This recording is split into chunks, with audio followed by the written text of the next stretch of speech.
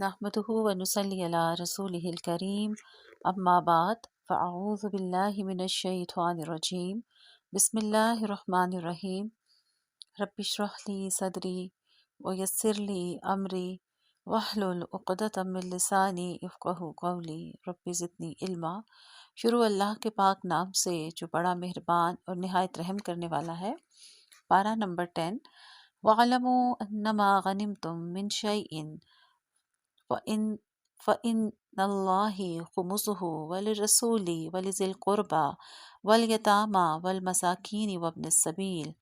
माले गनीमत के बारे में अहकामात तफसीलन नाजिल कर दिए कि माले गनीमत अल्लाह का माल है। गनीमत हो या बैतुल माल में कोई और माल, सब अल्लाह का है। हर माल अल्लाह के बताए हुए तरीके के मुताबिक तकसीम करना होगा। माले गनीमत का 5वां हिस्सा अल्लाह और रसूल के लिए और बाकी 4 हिस्से मुजाहिदीन के लिए हैं। क्योंकि जंग का मकसद दीन की सरबुलंदी, जंग का मकसद अल्लाह और रसूल के लिए था, इसलिए तफसीलात अल्लाह रब्बुल इज़्ज़त ने खुद बयान कर दी। जंग बदर की तफसील बयान हुई। जंग बदर 2 हिजरी में वाक़या होती है, जिसको यौमुल फुरकान भी कहा गया कि वो दिन जिसमें हक और बातिल का फैसला कर दिया गया। मुसलमान तादाद में बहुत थोड़े 313 और कुफ़ार ज़्यादा 1000 का लश्कर था। मक्का से निकलकर मदीना की तरफ कुफ़ार बढ़े और बदर के मकाम पर ख़ैमज़न होते हैं। मुसलमान कम तादाद के बावजूद मुतवक्किल अल्लाह के भरोसे पर आगे बढ़ते हैं तो अल्लाह रब्बुल इज़्ज़त की भी गैबी मदद नाजिल होती है। फरिश्तों के ज़रिए मदद। हज़रत जिब्राईल खुद अपने लश्कर के साथ इस जंग में मदद के लिए तशरीफ़ लाते हैं और अल्लाह की तरफ से बारिश जो रहमत बनकर आई और आपका कंकरियों का दुश्मन के लश्कर की तरफ फेंकना मदद बनकर आता है और अल्लाह रब्बुल इज़्ज़त मुसलमानों को फ़तह याब करते हैं। 70 के करीब कुफ़ार मारे जाते हैं और 70 के करीब कैद हो जाते हैं। कम तादाद, कम वसाइल के बावजूद अल्लाह रब्बुल इज़्ज़त की तरफ से शानदार फ़तह नसीब होती है। ऐसी फ़तह जो अपने अंदर बहुत से असबाक रखे हुए है। बाज़ौक़ात तकलीफ़ दे चीज़ में भी भलाई होती है। कभी बड़ी मुश्किल को अल्लाह छोटी करके इंसान को दिखाता है ताकि वो उसका मुकाबला कर सके, जैसा जंग बदर में हुआ। और कामयाबी के लिए साबित कदमी और अल्लाह का जिक्र करना बहुत ज़रूरी करार दिया।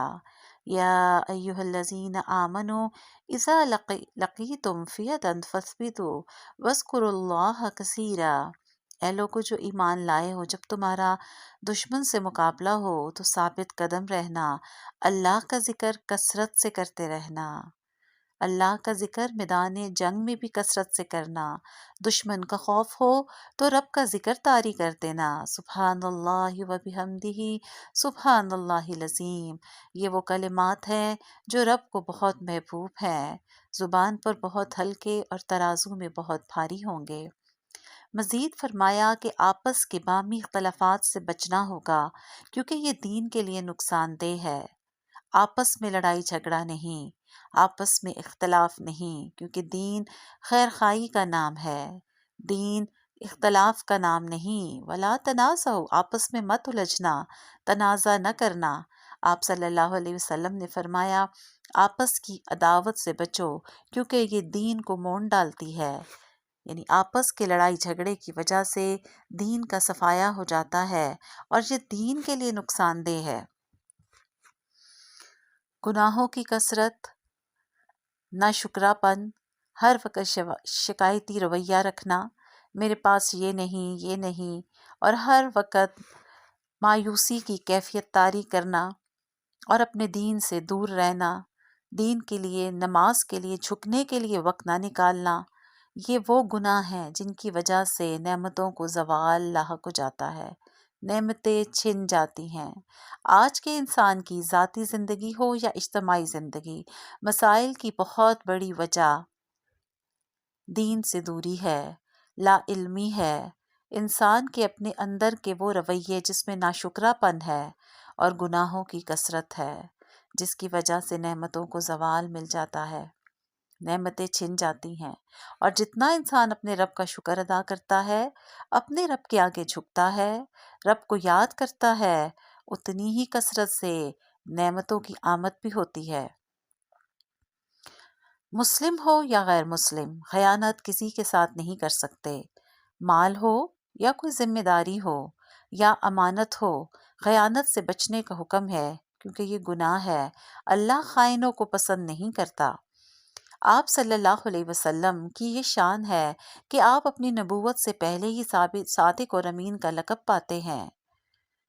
اس لیے فرمایا معاہدہ غیر مسلم سے بھی ہو تو اس کو پورا کرنا ہے، اور اگر توڑنا ہے تو اعلانیہ توڑنا ہوگا، خیانت نہیں، وعدے وفا کرنے ہیں، چاہے دشمن ہی کیوں نہ ہو۔ دشمن سے بھی، غیر مسلم سے بھی خیانت نہیں کر سکتے۔ اللہ خیانت کار سے محبت نہیں کرتا۔ وَأَعِدُّ لَهُم مَّا اسْتَطَعْتُم مِّن قُوَّةٍ، اور اپنی قوت، اپنی طاقت تیار کر کے رکھو۔ مقابلے کی تیاری کا حکم دیا، لڑائی کے لیے بھرپور تیاری کرنی ہوگی، اور اس کے لیے دین میں اپنا مال، اپنی صلاحیتیں، سب کچھ خرچ کرنا ہوگا، کیونکہ اس کا پورا پورا بدلہ لوٹا دیا جاتا ہے جو دین کی سربلندی کے لیے دیا جاتا ہے۔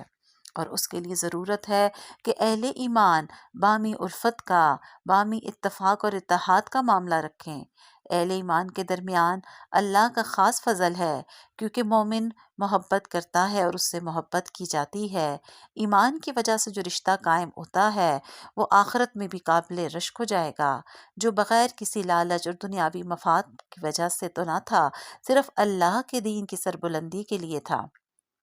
اس لیے اتباع رسول صلی اللہ علیہ وسلم کو لازمی قرار دیا۔ نبی صلی اللہ علیہ وسلم کی پیروی کرنے والے اہل ایمان کے ساتھ اللہ کی خاص تائید اور مدد آ جاتی ہے۔ جو اتباع رسول صلی اللہ علیہ وسلم کو اپنی زندگی میں لاگو کرتا ہے، اور مدد صبر کے ساتھ بھی آتی ہے۔ مشکل آئی تو مدد آئے گی، لیکن صبر کرنا ہوگا۔ مدد صبر کے ساتھ اور کشادگی تنگی کے ساتھ آتی ہے، یعنی پہلے اگر حالات تنگ ہیں تو پھر وسعت ضرور آئے گی، وہ تنگی چلی جائے گی، مشکل ختم ہو جائے گی۔ مہاجرین اور انصار، مہاجر وہ جنہوں نے دین کی خاطر اپنے گھر بار چھوڑ دیے، وہ مہاجر کہلائے، جبکہ دین کی خدمت کے لیے اور ان کی مدد کرنے کے لیے جنہوں نے خود کو پیش کیا وہ انصار کہلائے، اور انہی کا پھر مواخات مدینہ بھائی چارے کا رشتہ قائم بنا دیا گیا۔ اور ہجرت اور جہاد کرنے والے سچے مومن ہیں، جنہوں نے اپنا سب کچھ اللہ کی راہ میں دے دیا، چھوڑ دیا، اور جہاد کے لیے اپنا سب کچھ قربان کر دیا۔ ان کے لیے رب نے بخشش اور عمدہ رزق کا وعدہ کیا ہے۔ سورۃ التوبہ۔ سورت کے آغاز میں بسم اللہ نہیں نبی صلی اللہ علیہ وسلم نے نہیں لکھوائی، کیونکہ اللہ نے نہیں نازل کی۔ بسم اللہ امن کی علامت ہے، اور اس صورت میں اہل شرک سے امان اٹھائی جا رہی ہے۔ حج اکبر کے دن اعلان کرنے کا حکم دیا۔ اللہ اور رسول صلی اللہ علیہ وسلم کا اب مشرکوں سے کوئی تعلق نہیں ہے۔ توبہ کر لو تو نجات ہے، ورنہ دردناک عذاب ہے۔ آپ صلی اللہ علیہ وسلم نے حضرت علی کو اس خدمت پر مامور کیا کہ حج میں جا کر اعلان کر دیا جائے، یہی آیات سنائی جائیں، اور ساتھ یہ بھی اعلان کیا جائے کہ جنت میں کوئی ایسا شخص داخل نہ ہوگا جو دین اسلام کو قبول کرنے سے انکار کرے۔ اس سال کے بعد کوئی مشرک حج کے لیے نہیں آ سکتا۔ بیت اللہ کے گرد برہنہ طواف منع کر دیا گیا، اور جن لوگوں کے اللہ اور رسول کے صلی اللہ علیہ وسلم کے ساتھ معاہدے ہیں، ان کے سب معاہدے مدت تک وفا کیے جائیں گے۔ اور مشرکین اگر پناہ چاہتے ہیں تو پناہ کے طلبگار کو پناہ دو، اور ان کے لیے قرآن سنانے کا اہتمام کرو، اللہ کا کلام سناؤ، کیونکہ وہ اس سے لا علم ہیں۔ تو یاد رکھے، جو لا علم ہے اس کو قرآن سننے سے علم آتا ہے۔ تو رمضان قرآن سننے کا ضروری اہتمام کرنے کا حکم ہے، اور روزمرہ میں بھی معاملات میں بھی اپنی قرآن کی تلاوت اور قرآن کو سیکھنے اور سکھانے کا اہتمام لازمی کرنا چاہیے۔ اللہ کے گھر یعنی مساجد کی آباد کاری مشرکین کا کام نہیں۔ نماز زکوٰۃ ادا کرنے والے، اللہ سے ڈرنے والے اہل ایمان کا کام ہے، کیونکہ اللہ کے گھر کو آباد کرنا محبوب کاموں میں سے ہے۔ مساجد کو آباد کرنے والے اللہ کے پڑوس میں ہوں گے، یہ ان کا درجہ اور مقام اعلیٰ ہوگا۔ مشرکین مکہ کو اس خدمت سے روک دیا، کیونکہ اللہ کے گھر کی آباد کاری کے لیے ایمان ضروری ہے، اور پھر اللہ کے گھر کی خدمت ہو اور حاجیوں کی خدمت، اس کے لیے ایمان ضروری قرار دیا۔ ایمان کے بغیر حاجیوں کی خدمت یا مسجد حرام کی آباد کاری کرنا ایمان کے ساتھ اللہ کی راہ میں جہاد کرنے کے برابر نہیں ہو سکتا۔ یعنی ایمان نہیں تھا لیکن اللہ کے گھر کی خدمت کی، حاجیوں کی خدمت کی، اور دوسری طرف ایمان تھا اور جہاد کیا، دونوں برابر نہیں ہو سکتے۔ اللہ کی راہ میں مال اور جان سے کوشش کرنے والوں کا درجہ زیادہ بلند ہے۔ اللہ اور اس کے رسول صلی اللہ علیہ وسلم اور اس کی راہ میں جہاد کرنا سب سے زیادہ محبوب عمل ہے۔ دیگر چیزیں ضرورت کے تحت ہوں، جی رہے ہوں، جینا مرنا سب اللہ کے لیے، اور مقصد دین کی سربلندی۔ میری زندگی کا مقصد تیرے دین کی سرفرازی، میں اسی لیے مسلمہ، میں اسی لیے نمازی۔ زندگی کا مقصد دین کی سربلندی، دین کو پھیلانے کے لیے، دین کی تبلیغ کے لیے، دین کی دعوت کے لیے کوشش کرنا۔ مشرکین کو نجس قرار دے دیا گیا کہ وہ نجس ہیں، اور ان کو نجس ان کے عقیدے کی گندگی کی وجہ سے کہا، کیونکہ شرک گندگی ہے اور وہ مسجد حرام میں اب داخل نہیں ہو سکتے۔ عقیدے کی خرابی کی وجہ سے مسجد حرام میں داخلہ بند کر دیا گیا۔ شرک سے پاک عقیدہ اختیار کریں، لا الہ الا اللہ کا اقرار اور عملی ثبوت، تو پھر وہ اللہ کے گھر میں داخل ہو سکتے ہیں، کیونکہ اسلام ہی وہ دین ہے جسے اللہ تمام ادیان پر غالب دیکھنا چاہتا ہے۔ مزید غزوہ تبوک کے بارے میں، غزوہ تبوک کی تیاری کے لیے آیات نازل ہوتی ہیں جس میں سب کو نکلنے کا حکم دیا گیا۔ بہت بڑی آزمائش تھی مدینہ کے مسلمانوں کے لیے، اور جنگ جو تھی وہ بہت دور کا سفر تھا، کٹھن راستہ تھا۔ اللہ کی غیبی مدد آئی، اور مدد اس وقت بھی آئی۔ اللہ تعالیٰ نے فرمایا، اِذْ هُمَا فِي الْغَارِ اِذْ يَقُولُ لِصَاحِبِهِ لَا تَحْزَنْ إِنَّ اللَّهَ مَعَنَا، جب حضرت آپ صلی اللہ علیہ وسلم اور حضرت بلال غار ثور میں تھے تو اپنے ساتھی سے فرمایا، غم نہ کرو، اللہ ہمارے ساتھ ہے۔ یعنی اس وقت بھی مدد آئی جو صرف دو تھے، تو اللہ کی مدد آتی ہے۔ اللہ اپنے بندوں کو تنہا نہیں چھوڑتا۔ دنیا کی حیثیت تو بہت قلیل ہے۔ آپ صلی اللہ علیہ وسلم نے فرمایا، سمندر میں ڈبو کر نکالے جانے والی انگلی پر جتنا پانی لگتا ہے، دنیا کی حیثیت اس پانی جتنی بھی نہیں ہے، بلکہ اس سے بھی کم ہے، بلکہ دنیا کا قلیل اور مزید گدلا ہے، دنیا کی حیثیت نہیں۔ اور جو مقدر کا لکھا ہے، جو پہنچا وہ ہمارے لیے لکھا جا چکا ہے۔ تقدیر پر ایمان لانا لازمی ہے کہ ہر شخص کو اس کے مقدر کا ملتا ہے، اور اس کا کوئی اس سے چھین نہیں سکتا۔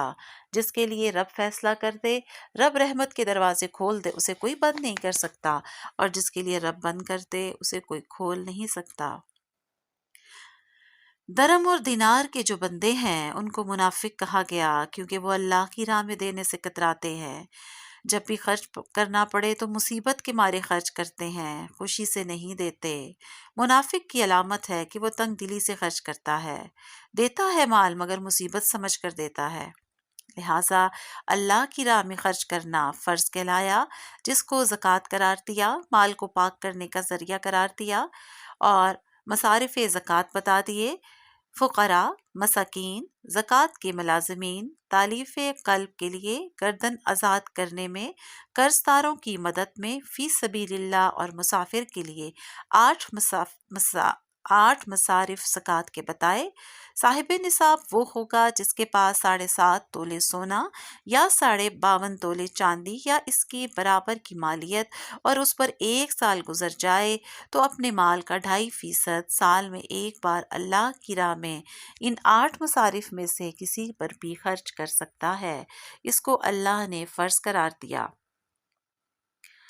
بدر کا ذکر ہوا، تبوک کے واقعات کا ذکر ہوا، تو یاد رکھیں کہ جنگی معاملات ہوں، روزمرہ کی زندگی کے معاملات ہوں، مسائل کے حل کے لیے توکل، ایمان، صبر بہت ضروری ہے۔